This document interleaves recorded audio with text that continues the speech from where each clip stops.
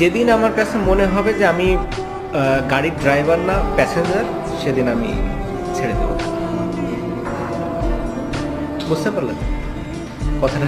যেদিন আমি বুঝবো যে ওকে আমি ড্রাইভার না, আমার উপর সবাই ভরসা করে সিটে বসে নাই, সেদিন আমি খেলবো না।